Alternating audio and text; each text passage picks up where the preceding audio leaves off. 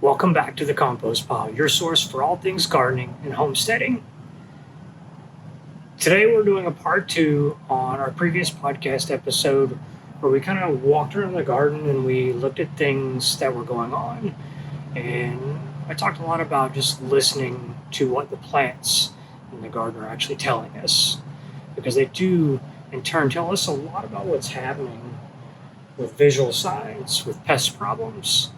So today, I'm here to talk about how oftentimes as gardeners, especially now in a busy world, we're looking online, we're seeing things happening, but we see a lot of perfection, we see a lot of really lush spaces, and sometimes that can be misleading.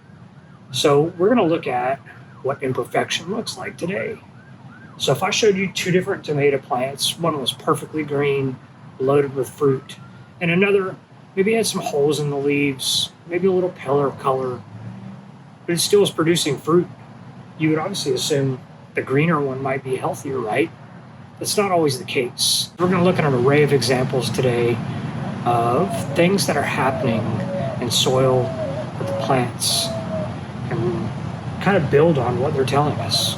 So here's a good example. We have this first tomato plant. It's much more dense with foliage.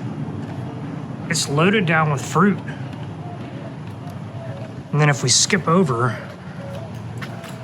we've got a couple other plants where you can significantly see the difference in the color of the foliage. That doesn't necessarily make one healthier than the other. One of the differences we're seeing here comes from just elemental stress. This plant back here does not get as much sunlight because it has some shade protection, so it changes how the plant actually performs and looks. But that doesn't necessarily mean that plant A is healthier than these 2 plants here. Both have produced incredibly well, and what we've noticed is that we have to feed these particular plants a little more, and that's based on strictly placement. So next we can look at maybe what healthy soil can show us, and some of the things that pop up that people jump to treating or handling maybe in a wrong manner. One of those most common issues we run across is fungal growth. Things that look really unsightly. Some of them just look straight up gross, but there are signs that our soil are actually decomposing organic matter. They're cycling nutrients, and those visual aspects that we see are fruiting bodies of fungi in the soil. So I'm going to show you a quick example of one that we see all the time. People automatically think that something's wrong because it doesn't look good. So in this shade bed, and you can see back here, this yellow section, this is the actual fruiting body of a type of fungi that's growing. It looks pretty gross. You can also see here, this one, it's growing around the leaves and the stalks of the plants. So most people are going to jump to the conclusion that this is harming their plant or something's wrong in the soil, when in turn, this is a sign that the soil is a living, working thing, and that things are happening beneath it, which in turn are making our plants healthier and more resilient. Because just because a plant doesn't look perfect doesn't mean that it isn't healthy in some aspect. There's always things that are happening that are going to make something look not picture perfect. And that's a way that we create resilience. Our plants, they get acclimated to an environment. They get accustomed to the conditions in which they live in. And that all happens through soil. Grab soil. You can smell it. It's earthy. It's rich. It's kind of holding together a little bit. It's one of the building blocks keeping everything going. These fungi rely on our plants. Our plants release exudates and the root system, and that's what actually provides resources to fungi and bacteria, and they in turn provide nutrients and resources to the plant. So they make a trade. So when you see these things in the soil, don't be alarmed. I'm not saying that there aren't any bad fungi out there, but most of the time what we see in the garden space or in the landscape space on our mulch layers and our soil layers are not harmful. They're actually signs of something awesome happening in the soil. Plants are the same way. They're often going to show some signs that will alarm us, and they're not going to look good. To be honest, this is probably overall one of the best looking tomato plants I have left. We are moving into the hot season, and long term the plants are going to begin to look poor over time, but this plant has produced very well.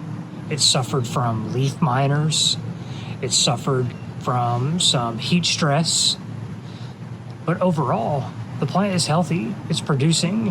When we actually thought it had stopped setting fruit, it put on a new flush and set a whole bunch more. The same goes when we turn and we look at some of these other plants here.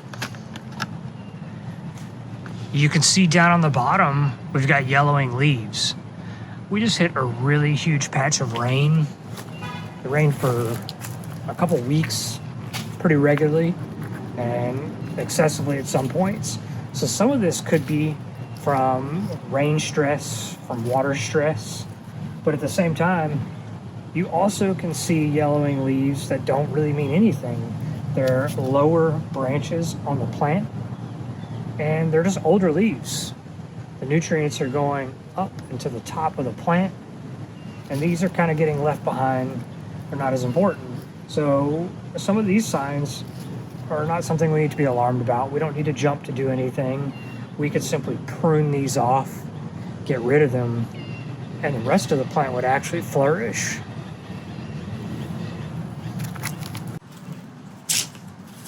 This particular tomato plant is probably my favorite example of unruliness and just total chaos that we've had for the past 2 seasons.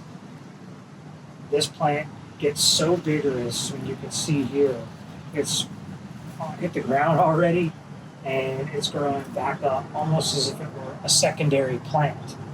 And there's nothing wrong with that. You know, a lot of people would be alarmed that it's dragging on the ground. Could that help, entice more pests? Sure. But at the end of the day, I've gotten so many of these Rapunzel tomatoes off here, and there's still tons on here. It's still setting fruit. So again, sometimes we don't necessarily need to worry about the way it looks. There's even branches on some of these. I'll show you an example on another plant where we just truthfully didn't support it well enough. And the branch bent over, it kind of cracked, somewhat broke, but it's still holding on. It doesn't look good, but the fruit's still setting. Everything is still growing, and we're still getting what we want.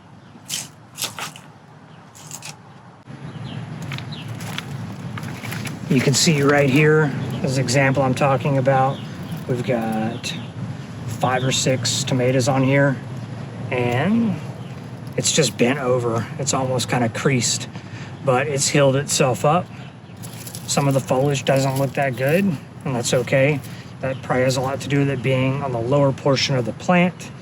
We've also gone through a lot of rain, as I mentioned, but overall, they're even beginning to blush, and we're gonna get some tomatoes on this. Now, could have they gotten bigger had I kept everything perfectly upright and tied off? Most likely so, but I'm not too worried about it. There's often times we might experience discolorations other than yellowing. This one particular plant has purple margins all over the outer leaf edge here, and it's kind of spread, and that's coming from a nutrient deficiency. But the plant is reaching kind of the end of its cycle, it's not setting any new fruit or getting ripe tomatoes off here as they come along. So I'm not too concerned with it. I know this plant isn't going to survive all the way through the beast heat in the summer based upon its placement. So I don't need to necessarily jump to do anything. What I need to do is understand that as this plant moves out of the bed, that I need to do some amending.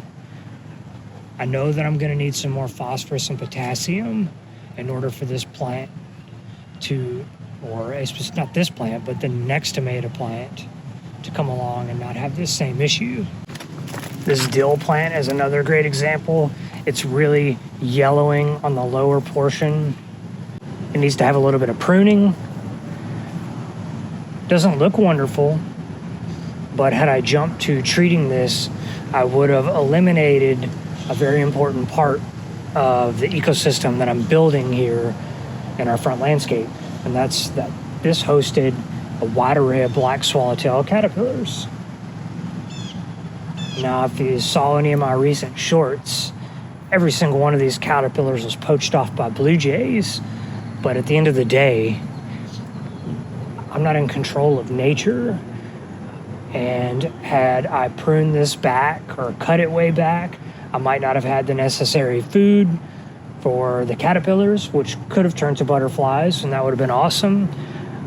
But it's also part of my job in creating this space to create food sources. You know, sometimes maybe these birds are getting caterpillars that I don't want, but at the same time, I can't save them all. Hopefully we'll get another round, and then we'll actually see some more butterfly activity out here. But again, this thing's not perfect.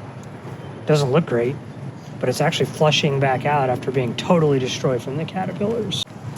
Sometimes the plants will show us signs of damage with the leaves with the holes in it. And this purple passion flower is also a host for the Gulf fritillary caterpillar. We had several of those on here this season. We don't seem to get them every season. And I think that may have a lot to do with the placement and the lack of full sun here. So we don't see a lot of pollen and flowering happen on this. But sometimes it explodes with caterpillar activity.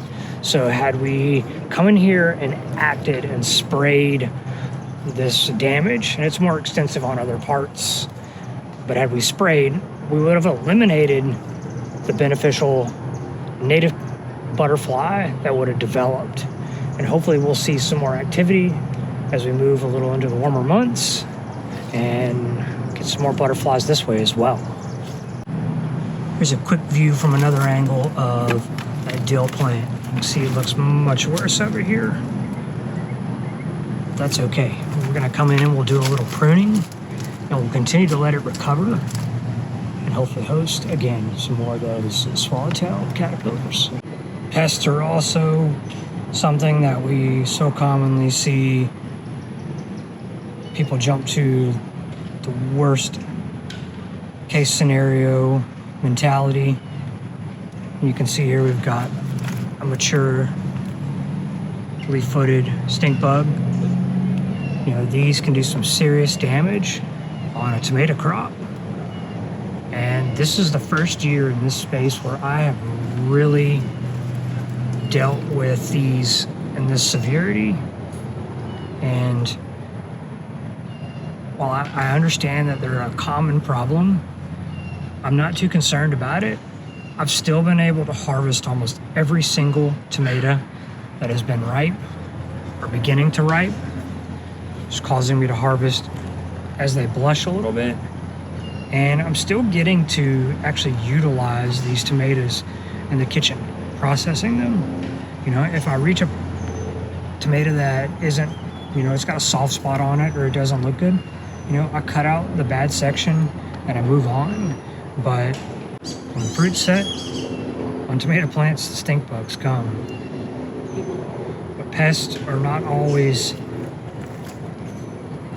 the end-all be-all. And when you really think about it, pests are actually very important. You know, it's unrealistic for us to not have any pests in a garden, but without them, we no longer have food sources for other insects that we do want in the garden. So it's okay to have a little pest damage here and there. It's okay to have a little imperfection. And that's kind of really my point today, as I step around and kind of just see what's happening in the garden. So as I close out today on this episode, the whole goal here is just to really drive home that imperfection is totally normal and it's okay. It still means that you're succeeding in what you're doing and you're learning as you go.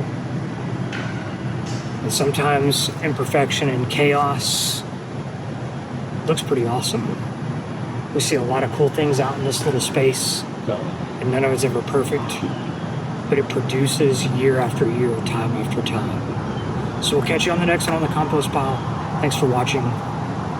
If you're enjoying the content we're creating, please leave us a review and consider hitting the subscribe button. Thanks again.